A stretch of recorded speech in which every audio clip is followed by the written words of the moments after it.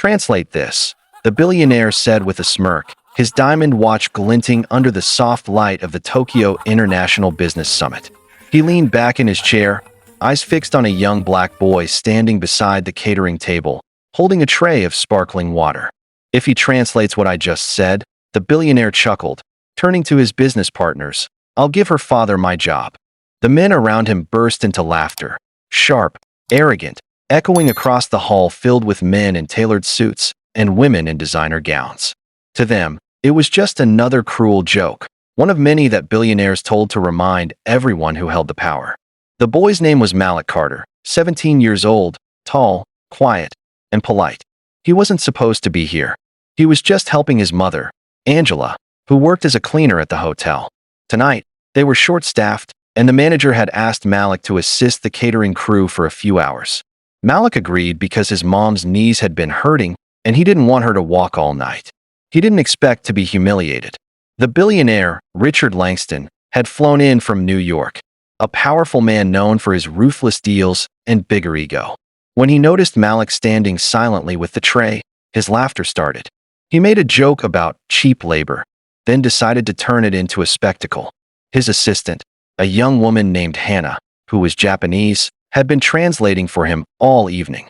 But now, he wanted to amuse his guests. He leaned forward, looked at Malik, and said something in rapid Japanese, a long sentence full of slang and idioms that even intermediate speakers would struggle with. The guests snickered. Malik didn't move. Come on, boy, Richard said with a grin. If you can translate what I said, I'll give your father my job. The laughter grew louder. The guests, mostly Americans who didn't understand a word of Japanese, loved the show. Malik's eyes flickered. He placed the tray down slowly, straightened his shoulders, and looked directly at Richard Langston, not with anger, but calm confidence. His voice was soft, but steady.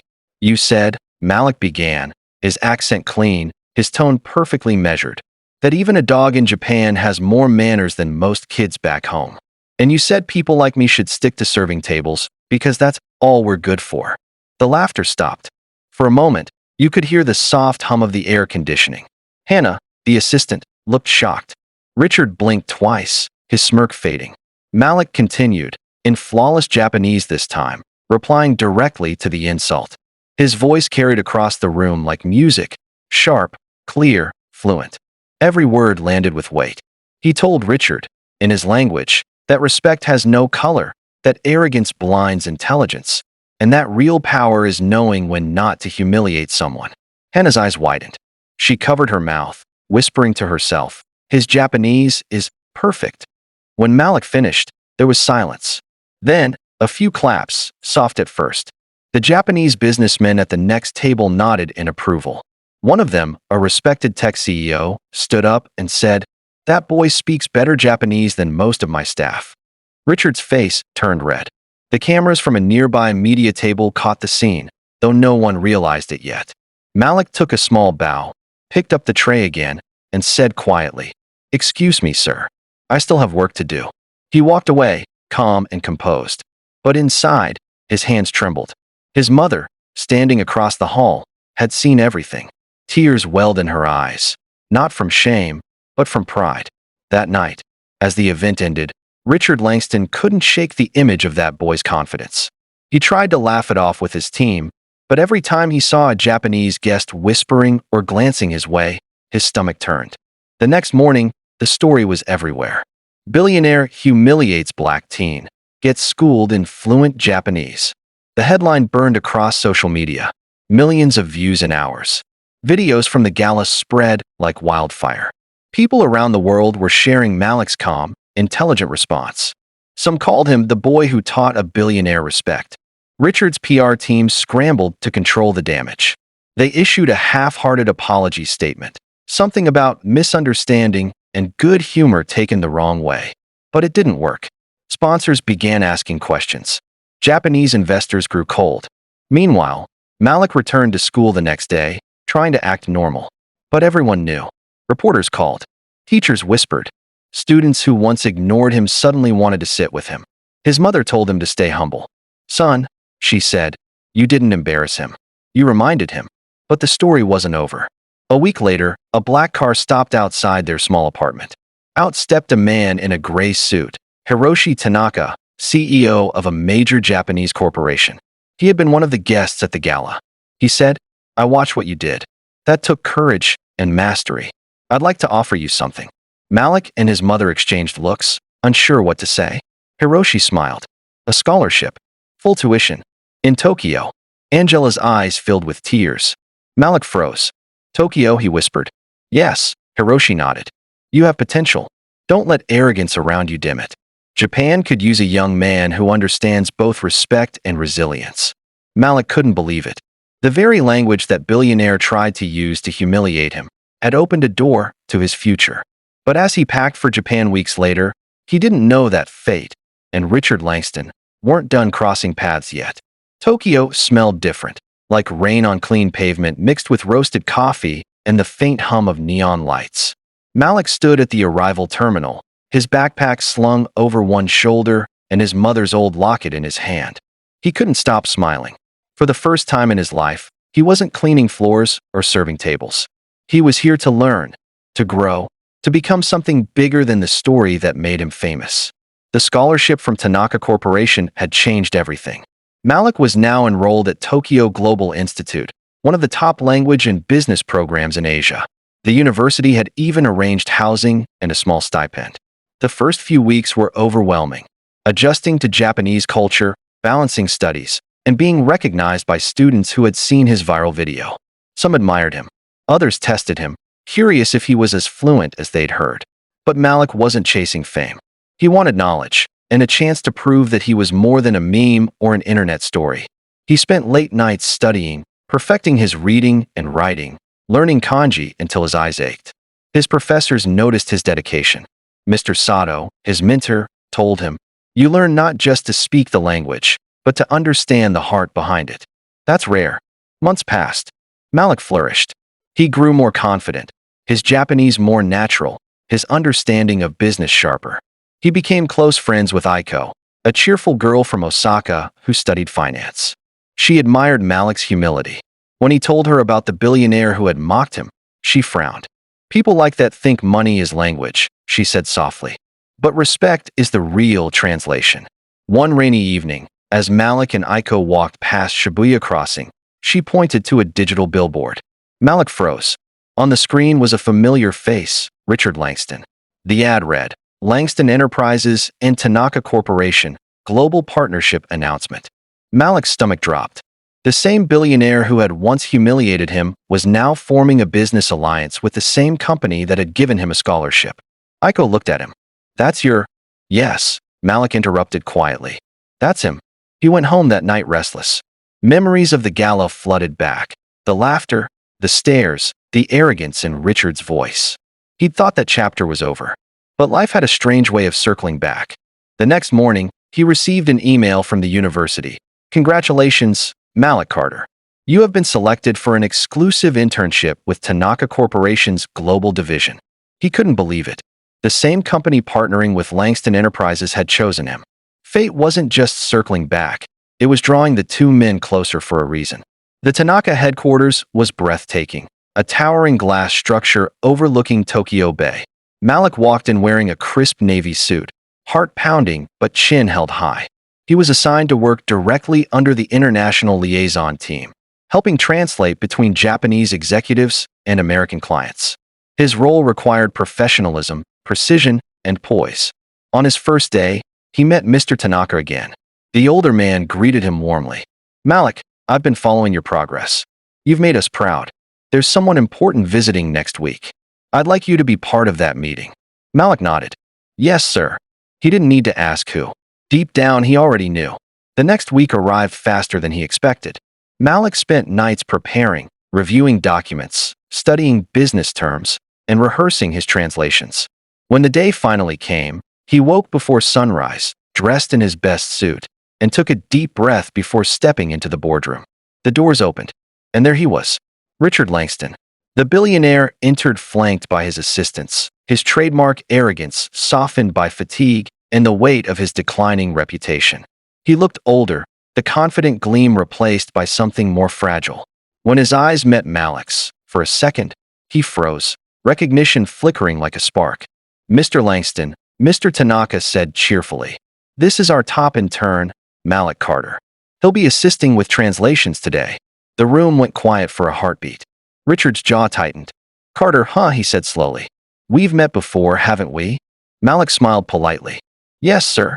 At the Tokyo International Summit. A while ago. A faint twitch crossed Richard's lips. Right. I remember. But this time, the power dynamic had shifted. Malik wasn't the boy holding a tray. He was the translator, the bridge between cultures, the one everyone listened to when words mattered most. Throughout the meeting, Malik translated flawlessly. He moved between English and Japanese with precision, his tone respectful but firm. The Japanese executives admired his professionalism. Richard, however, could barely focus. Every time Malik spoke, it reminded him of that night, of the moment he'd been humiliated before an audience. After the meeting, Tanaka praised Malik. Excellent work. You handled yourself perfectly. Thank you, sir, Malik said. Richard stayed behind as everyone left. You've done well for yourself, he said finally. His voice carried a mix of irritation and reluctant respect. I had good teachers, Malik replied softly. Richard smirked faintly. You think you've proven something? Malik met his gaze. Not to you. To myself. The silence hung thick. Then Richard said, You know, I lost a few deals after that night. You embarrassed me. Malik's voice didn't waver. No, sir. You embarrassed yourself. I just translated. Richard's expression hardened. But before he could reply, Mr. Tanaka re-entered the room, smiling. Mr. Langston, Malik will be working closely with your team on this project. I hope you don't mind. Richard forced a smile. Not at all. We'll make it work. As Malik left the room, he felt something new. Not revenge, but quiet power. He didn't need to humiliate Richard. The world had already seen the truth. Still, fate had one more lesson for both of them. Because the deal they were about to work on would test everything Malik had learned about trust, loyalty, and forgiveness. The following weeks were the most intense of Malik's life. Every morning, he arrived early at the Tanaka headquarters, prepared documents, translated during high-stakes meetings, and stayed long after everyone left to refine reports. His focus was unmatched. But behind the professionalism, something darker brewed, the unspoken tension between him and Richard Langston. At first, Richard avoided him. He let his team handle communication, pretended Malik wasn't there. But that became impossible. Malik's skill made him indispensable. Whenever Japanese partners spoke, all eyes turned to Malik, the young interpreter who understood nuance better than most executives. Even Tanaka himself often said, Malik doesn't just translate words, he translates respect. One afternoon, during a break, Malik stood by the office window overlooking Tokyo Bay. The city glowed beneath the sunset. Richard entered the room quietly, holding 2 cups of coffee. For a moment, neither spoke. Then Richard extended 1 cup. Peace offering, he said. Malik accepted it cautiously. Thank you, sir. Richard leaned against the glass, his reflection mingling with the skyline. You know, he said slowly, I used to think speaking multiple languages made a person smart. But that night, you made me realize it's not about speaking. It's about listening. Malik said nothing, unsure where this was going. Richard sighed. My father was a factory worker. I built everything I have from nothing. But somewhere along the line, I started treating people like they were less because I was more. He looked at Malik then. That night, I was drunk on power. You made me sober again. Malik didn't expect the confession. For a moment, he saw not the arrogant billionaire, but a man haunted by his own mistakes. I'm not asking for forgiveness, Richard said quietly. Just understanding. Malik nodded once. Maybe understanding comes after respect. You're starting there now. A faint smile tugged at Richard's lips. Maybe I am. Over the next few weeks, their working relationship changed. Richard began to listen to Malik's ideas. He asked for his opinions on business pitches, sought his input during negotiations, even invited him to dinner meetings. Tanaka noticed the change and approved. It seems young Carter has become more than an interpreter, he joked. Malik learned that Richard wasn't just proud, he was lonely. The billionaire had lost his wife years ago in a car accident. His only daughter, Clara, lived in New York, studying international relations. She and Richard barely spoke. Malik saw how work had become Richard's escape, his armor. But soon, a shadow fell over their progress. One evening, Malik stayed late. organizing files for the upcoming joint project, a multi-million-dollar partnership to develop eco-friendly technology between Tanaka Corp and Langston Enterprises. While checking through contracts, Malik noticed something odd: hidden clauses written in English legal jargon that even native speakers could miss. They shifted ownership of key patents exclusively to Langston Enterprises, cutting Tanaka out of the long-term profits. Malik frowned. He rechecked, translating it line by line. The more he read, the colder his chest felt. It wasn't an accident. It was manipulation. Someone in Langston's team had planted it. The next morning, Malik confronted Richard in his office. "Sir," he said carefully, handing over the file. "Did you know about this clause?" Richard adjusted his glasses, reading it. His brow furrowed. "Where did you find this?" "In the draft you signed last week," Malik said. Richard's expression hardened. "This wasn't supposed to be here. So you didn't approve it?" Richard's voice dropped. "No, but I know who did." He turned, pacing. "My board. They've been trying to push Tanaka out of the deal quietly. Think partnering with a Japanese firm makes us look weak. They sent this version directly to me, pretending it was clean." Malik hesitated. "Sir, if Mr. Tanaka finds out, this could destroy everything." Richard rubbed his temples. "I know." "Then tell him," Malik said. Richard looked up sharply. "And lose the deal? Lose investors? You don't understand the scale of this." Malik met his gaze steadily. "I understand integrity. If you hide this, you'll prove everyone right. That billionaires only care about winning." The words hit hard. Richard exhaled slowly. "You sound like my daughter," he muttered. Malik stepped forward. "Then maybe you should start listening to her too." For a long moment, Richard said nothing. Then he nodded, almost to himself. "Leave this with me." 2 days later, the signing ceremony took place. Dozens of cameras, journalists, and executives packed into the grand hall. Malik stood by Tanaka's side, translating for the Japanese press. Richard was across the table, surrounded by his team, expression unreadable. When it came time to finalize the deal, Richard took the microphone. "Before we sign," he said, voice firm, "I need to make something clear." Whispers filled the room. He continued, "My team attempted to insert clauses that would have benefited Langston Enterprises unfairly. I was made aware of it, and I am rejecting that version entirely. The only deal worth making is one built on trust and equality." Gasps echoed. Tanaka's eyes widened. Malik's heart pounded. Richard looked across the room, straight at Malik, and said, "I'd like to thank someone who reminded me what respect really means. Malik Carter." Applause broke out. Cameras flashed. Malik froze, overwhelmed. Tanaka clapped him on the shoulder, smiling proudly. "You changed more than a document today," he whispered. After the event, Richard approached Malik privately. "You were right," he said quietly. "Integrity is worth more than any deal. I should have learned that years ago." Malik smiled. "You just needed a better translator." Richard laughed softly, a real laugh this time, without arrogance. But the story didn't end there. Because the person watching from the audience, unnoticed by both men, was Richard's daughter, Clara Langston. And her arrival would change everything once again.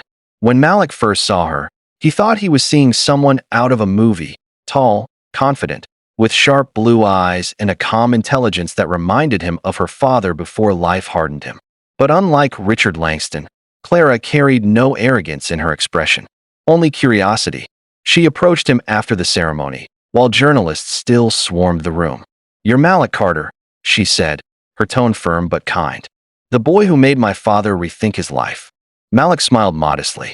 "I'm just a translator, ma'am." Clara shook her head. "No, you're the reason that speech happened today. I've never seen him take accountability like that. Not once in my life." Her honesty caught him off guard. "You and your father don't talk much, do you?" She sighed, glancing across the room where Richard was shaking hands with executives. "Not really.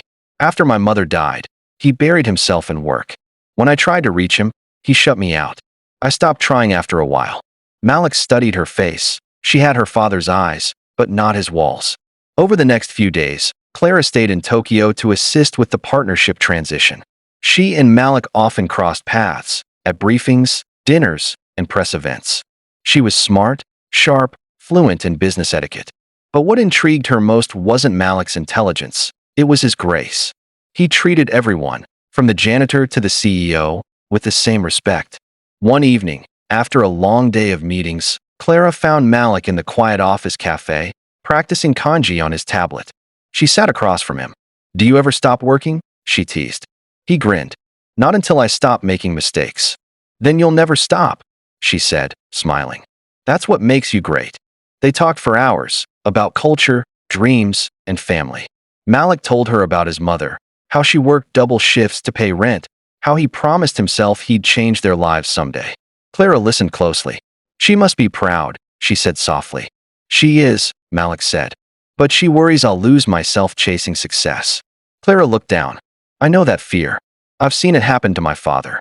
There was silence between them, comfortable, heavy with unspoken understanding. When Richard entered the cafe a few minutes later, he froze at the sight of the two talking. "Clara," he said, surprised. "What are you doing here?" She turned. "I came to see the man who finally made you human again." Richard frowned, uneasy. "That's dramatic." "It's true," she replied. "You were different today. I almost didn't recognize you." Richard glanced at Malik. "Guess I'm still learning." Malik nodded respectfully. "We all are, sir." For the first time in years, father and daughter shared a small smile. But beneath that fragile peace, something unexpected began to stir, an emotional thread neither Malik nor Richard could ignore. The next morning, Tanaka announced a celebratory weekend retreat in Kyoto for both companies, a chance to strengthen their partnership outside the boardroom. Malik, Clara, and Richard were all on the guest list. The retreat was breathtaking. Ancient temples, cherry blossoms in bloom, and quiet tea gardens. Malik found himself walking with Clara under the pink sky, the air thick with spring scent. "You know," she said, "I used to think people like my father couldn't change. But watching him around you, it's like he's trying to make up for something." Malik glanced toward the garden where Richard was speaking with Tanaka. "He's trying to be the man she believed he could be," Malik said quietly. Clara looked at him curiously. "She? Your mother?" Malik said. He mentioned her once. The regret in his voice. "I've heard that tone before. My mom speaks it every time she talks about the life she never got to live." Clara stopped walking. "You understand him more than anyone else ever has." Malik smiled faintly. "Maybe because I've been where he's been, on the wrong side of someone's judgment." She nodded, eyes glistening. "You're changing him, Malik. And I think you've changed me too." The words hung between them like electricity. Malik didn't respond, not because he didn't feel something, but because he did. Too much, too fast. That night, during the celebration dinner, Richard raised a glass. To partnerships, and to people who remind us that respect isn't something we demand, it's something we earn. Everyone clapped. Clara smiled proudly. Malik bowed slightly, his chest swelling with quiet pride. But later, as the guests began to leave, Richard pulled Malik aside. "You've done more for me than I can repay," he said. "But I can't help wondering, what's next for you?" Malik hesitated. "I want to build something of my own someday.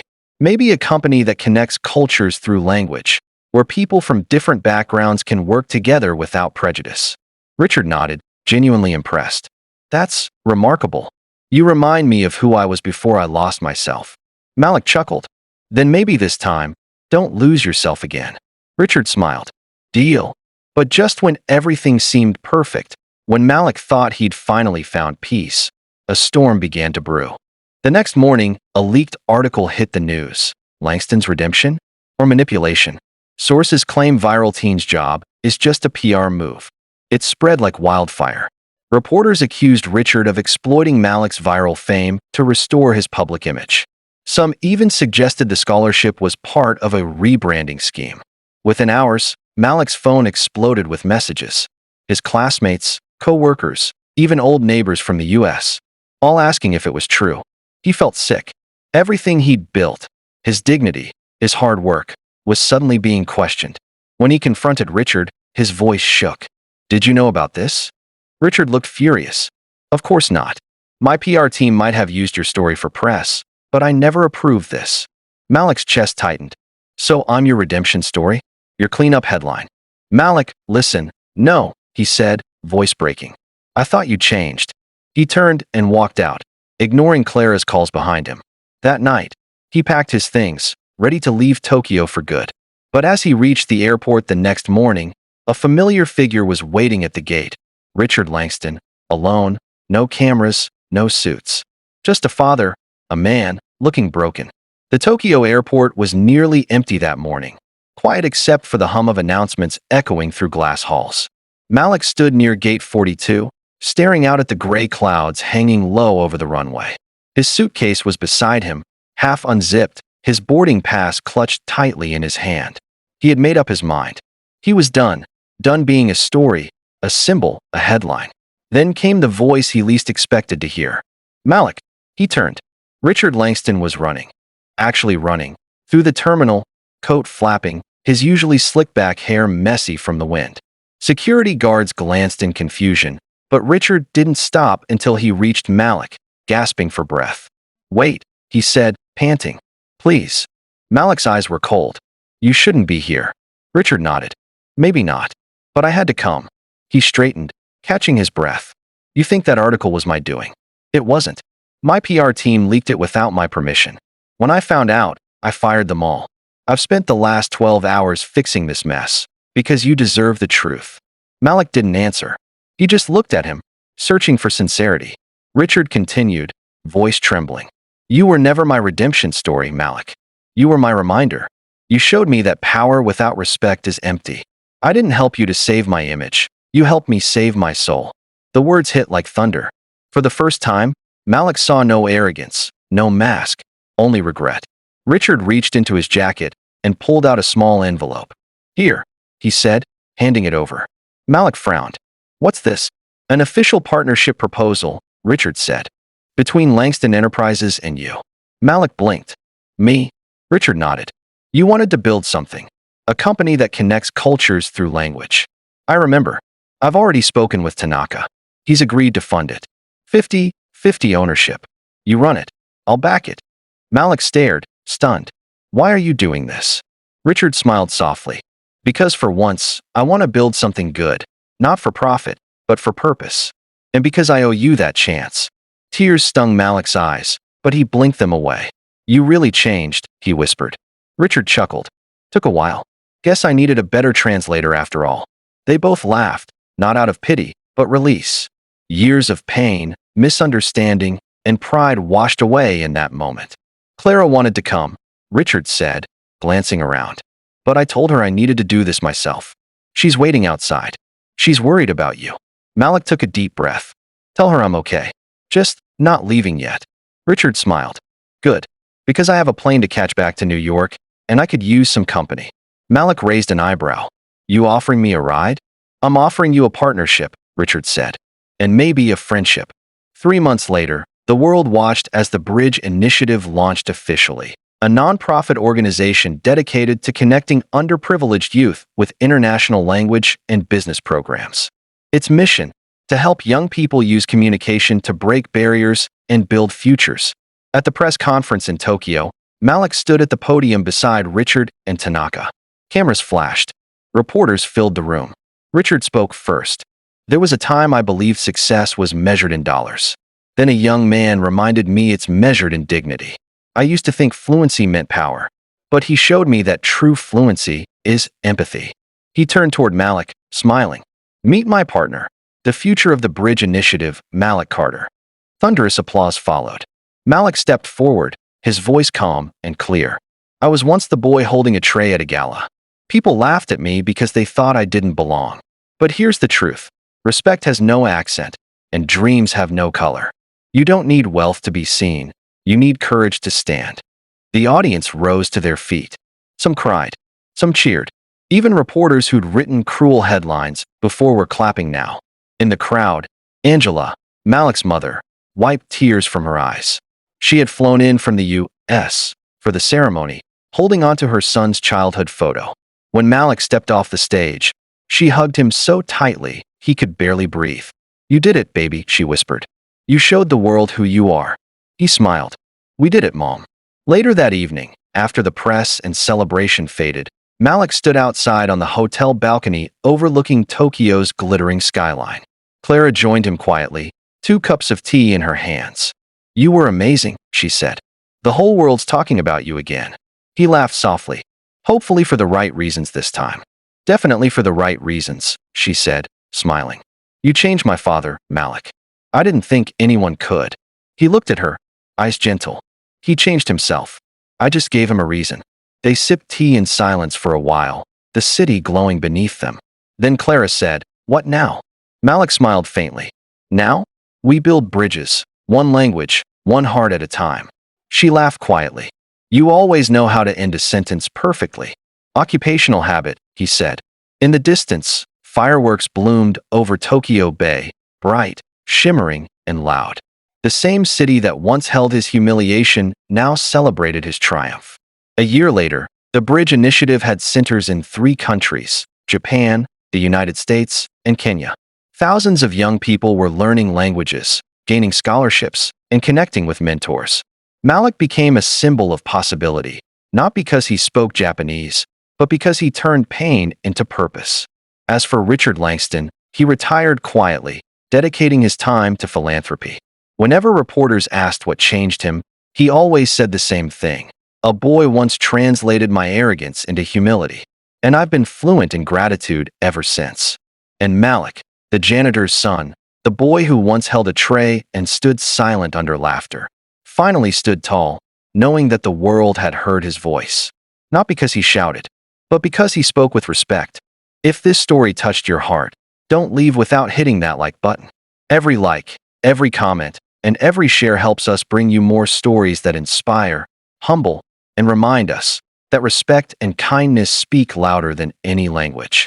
And if you're new here, make sure to subscribe and turn on the bell, because the next story might just be the one that changes how you see the world. Thank you for watching, and remember, greatness doesn't come from where you start. It comes from what you choose to become.